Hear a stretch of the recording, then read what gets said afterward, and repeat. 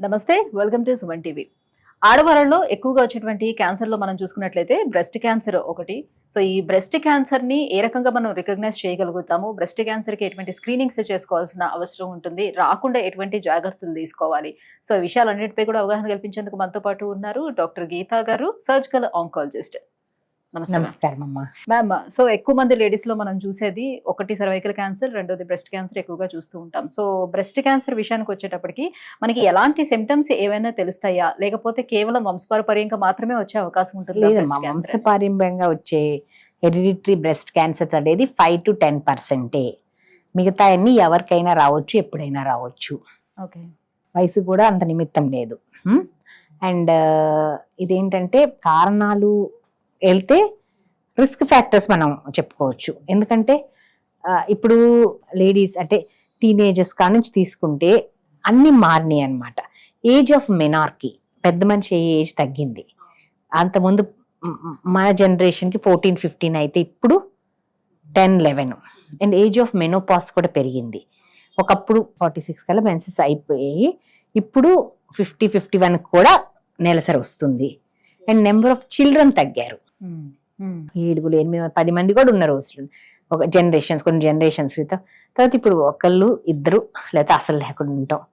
ఇది అయిపోయింది.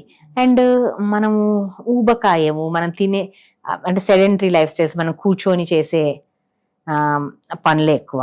అండ్ మనం తినే ఆహారం, పీల్చే గాలి, త్రాగే నీరు అన్ని కలుషితమైనవి. ఈ అన్నిటి మూలంగా కొంచెం increase years of hormone exposure పెరిగిందమ్మా. వీటి మూలంగా ఈ ఉమెన్కి వచ్చే క్యాన్సర్స్ ఎక్కువైనాయి, ఎస్పెషల్లీ బ్రెస్ట్ క్యాన్సర్. సో దీని సిమ్టమ్స్ అంటారా, గడ్డలాగా కణితలాగా తగులుతుంది అనమాట. బ్రెస్ట్లో కానీ చంకల్లో కానీ గడ్డల్లాగా కానీ కణితల్లాగా కానీ తగిలిన, చర్మం ముడత పడినట్టున్నా, నారింజతో కూట్ల గుంటలు గుంటలు గుంటలు ఉంటది కదా, అట్లా మన స్కిన్ కూడా అట్లా ప్యూడి ఆరెంజ్ స్కిన్ అంటాం. అలా ఉన్నా కానీ, ఎలాంటి చెన్నుమూల నుంచి రక్తం కానీ రసి కానీ కారినా కానీ, నిప్పులు చెన్నుమూల లోపలికి రిట్రాక్ట్ అయినా కానీ, ఎలాంటి సిమ్టమ్స్ ఉంటే వెంటనే డాక్టర్ సంప్రదించాలి. అంటే ఇప్పుడు కొంతమంమందికి కొవ్వు గడ్డలు ఉన్నాయి అని అంటారు డాక్టర్స్, ఇవేం పెద్ద ఎఫెక్ట్ ఉండదు. క్యాన్సరే కాదు, దాంట్లో 15-20% క్యాన్సర్ ఉంటుంది. 80% బినైన్ లంప్సే ఉంటాయి. బట్ ఏది అనేది కొవ్వు గడ్డ, ఫైబ్రాయిడ్నోమా, క్యాన్సర్ గడ్డ అనేది నిర్ధారించుకోవటం అనేది చాలా అవసరం. అంటే ఎవరికి వాళ్ళ సెల్ఫ్ ఎగ్జామినేషన్ లో అది తెలుసుకునే అవకాశం లేదు. గడ్డ ఉందని తెలుస్తుంది, ఎలాంటి గడ్డ అని తెలుసుకోవాలంటే డెఫినెట్ గా డాక్టర్ సంప్రదించాలి. ఓకే. అండ్ అది కూడా కాకుండా గడ్డ మనకు చేతికి తగలాలంటే 2 సెంటీమీటర్స్ ఉండాలమ్మా.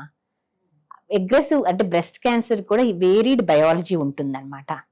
Aggressive type of breast cancer అయితే ఈ లోపలే అది వేరే ఆర్గాన్స్ కి పాకిపోతుంది అనమాట.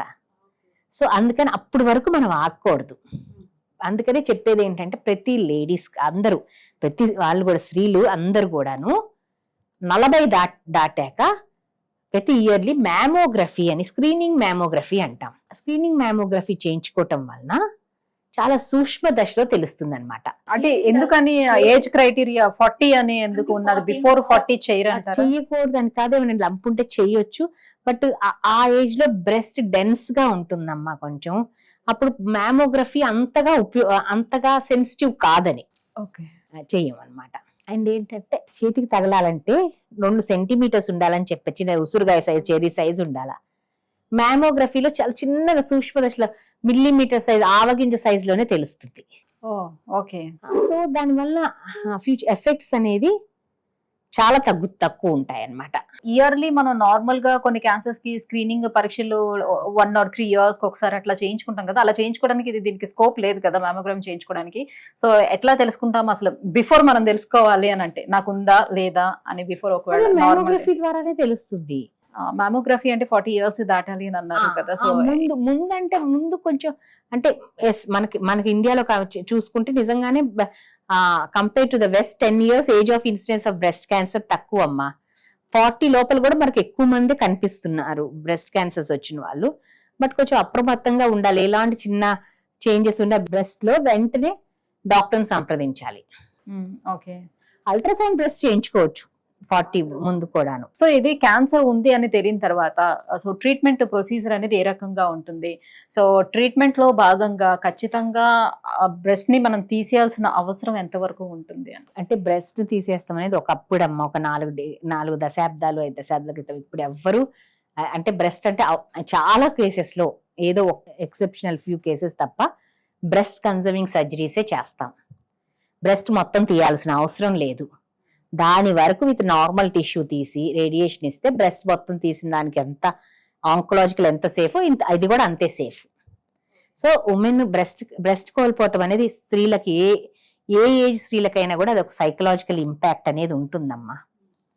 అది ఒక ఆర్గాన్, వాళ్ళ బాడీలో ఆర్గాన్ కోల్పోయామనే సైకలాజికల్ ఇంపాక్ట్ ఉంటుంది. ఒక్కోసారి బ్రెస్ట్ క్యాన్సర్ మొత్తం తగ్గిపోయి చాలా ఏళ్ళు బ్రెస్ట్ క్యాన్సర్ చాలా ఏళ్ళు నార్మల్ సర్వైవల్ ఉంటుంది అనమాట. వాళ్ళకి ఇది తగ్గిపోతుంది, బట్ ప్రతి రోజు కూడా వాళ్ళకి ఏదో జరిగిపోయింది ఏదో అనే సైకలాజికల్ ట్రామా ఉంటుంది.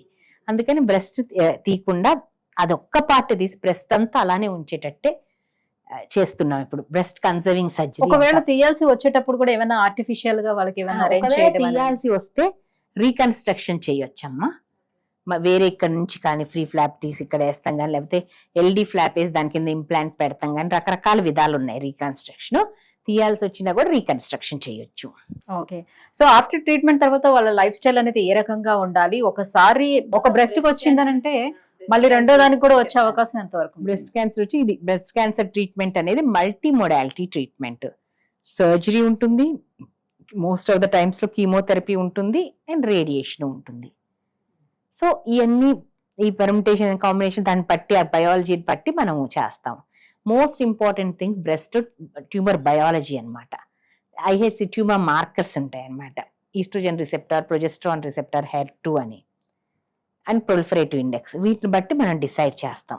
కొన్ని breast cancers very mild type ఉంటాయి. ERPR positive, HER2 negative, proliferative index చాలా 10% లోపల అట్లా ఉన్నప్పుడు మనం ఒక కీమో కూడా ఇవ్వాల్సిన అవసరం ఉండదు. ఇంకెక్కడికి నోట్స్ కానీ ఎక్కడికి స్ప్రెడ్ అవ్వకుండా ఉంటే కీమో కూడా ఇవ్వాల్సి ఒక హార్మోన్ థెరపీ ఇస్తే సరిపోతుంది. బ్రెస్ట్ కన్జర్వేషన్ చేస్తే రేడియేషన్ చేసి హార్మోనల్ థెరపీ మీద పెడతాం. ఓకే. ఇంకా కొంచెం వేరే టైప్స్ కానీ నోడ్ పాజిటివ్స్ ఉన్నా కానీ వేరే ఆర్గానిక్ స్ప్రెడ్ అయినా కానీ కీమోథెరపీ ఇవ్వాల్సి వస్తుందమ్మా. కీమోథెరపీ కూడా చాలా మంది భయపడేది కీమోథెరపీ గురించి. అంత భయపడాల్సిన అవసరం లేదు.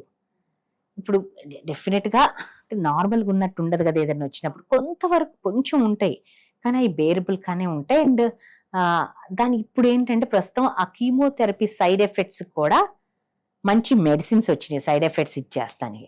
ఎక్సెప్ట్ కొంచెం హెయిర్ ఫాల్ తప్ప, హెయిర్ మళ్ళీ వస్తుంది, కొంచెం హెయిర్ పోయినా కూడా లేడీస్ అందరు కొంచెం ఉంటుంది సైకలాజికల్ ఇంపాక్ట్. బట్ అదే మేము కౌన్సిల్ చేస్తాం. ఇప్పుడు తిరుపతి వెళ్ళి ఇస్తే మళ్ళీ వస్తుంది కదమ్మా, అలానే ఇది కూడా వస్తుంది.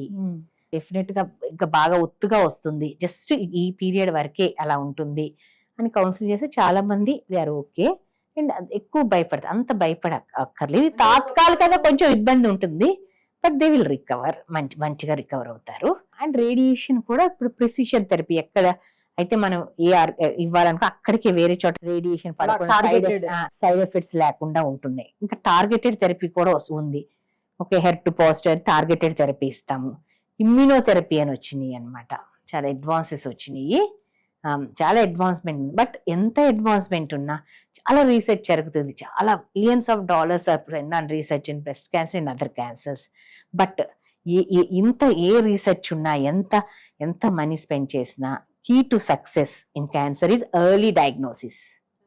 అందుకని ఇంత ప్రెస్ చేసి చెప్తున్నాం, ఎర్లీ డయాగ్నోసిస్. ప్రతి స్త్రీలు కూడా ఒక చీర, నేను ఎప్పుడు ఇంటర్వ్యూ ఇచ్చినా ఇదే చెప్తాను, ఒక చీర ఖరీదు కాదమ్మా ఈ టెస్ట్లు. 40 దాటిన ప్రతి వాళ్ళు లేడీస్ ఈ టెస్ట్లు చేయించు, ఒక చీర కొనుక్కోలేదనుకొని ఈ టెస్ట్లు చేయించుకోండి, చాలా మంది లైఫ్ సేవ్ అవుతాయి. Early diagnosis above 95%, almost 100% success rate, 5 years survival rate ఉంటుంది. సాధారణంగా ఒకప్పుడు క్యాన్సర్ అని అనగానే నా లైఫ్ స్పాన్ అయిపోయింది ఇంక ఇంతేనా అనుకునేవారు. బట్ ఇప్పుడు వచ్చినటువంటి ఈ ట్రీట్మెంట్ పద్ధతులతోటి చాలా వరకు అందరూ కోలుకున్న తర్వాత నార్మల్ లైఫ్ స్టైల్స్ రీడ్ చేస్తున్నారు. ఎన్ని ఇయర్స్ లోపు వాళ్ళు నార్మల్ అయిపోగలుగుతారు? ట్రీట్మెంట్ అయిపోగానే నార్మల్ అయిపోతారు. లేకపోతే కొంచెం మనం సర్విలెన్స్ కొంచెం మనం ఫాలో అప్ లో ఉంచుతాము. ఎవ్రీ ఫస్ట్ 2 years వరకు ఎవ్రీ 3 months మేము పిలుస్తాం. కొన్ని టెస్ట్లు, కొంచెం సిమ్టమ్స్ అడుగుతాం ఏమైనా ఉన్నాయా అని, relevant గా టెస్ట్ చేస్తాము. అదే 2 నుంచి 5 years వరకు ఎవ్రీ 6 months, 5 years తర్వాత ఎవ్రీ ఇయర్లీ ఒకసారి ఫాలోఅప్ లో ఉంచుతామన్నమాట. సో కేవలం బ్రెస్ట్ లో వచ్చినటువంటి ఈ క్యాన్సర్ కణాలు బాడీలో ఇంకా అదర్ ఆర్గాన్స్ కూడా స్ప్రెడ్ అవ్వడానికి ఎంత టైం తీసుకుంటుంది? అంటే ఎంత టైం తీసుకుంటుంది అంటే ట్యూమర్ బయాలజీని బట్టి ఉంటుందమ్మా. అగ్రెసివ్ ట్యూమర్స్ అయితే వెంటనే వెళ్ళిపోతాయి అన్నమాట, వెరీ తక్కువ టైంలో. వెరీ మైల్డ్ టైప్ అయితే ఇయర్స్ టుగెదర్ ఎక్కడికి వెళ్ళకుండా అక్కడే ఉంటాయి. Thank you ma'am, thank you so much. So breast cancer రావడానికి మేజర్ కాసెస్ అండ్ ట్రీట్మెంట్స్, ఎలాంటి ట్రీట్మెంట్స్ నవడేస్ మనకు అందుబాటులో ఉన్నాయి, ఈ విషయాలన్నీ కూడా అవగాహన కల్పించినందుకు థ్యాంక్ యూ సో మచ్. నమస్కారం.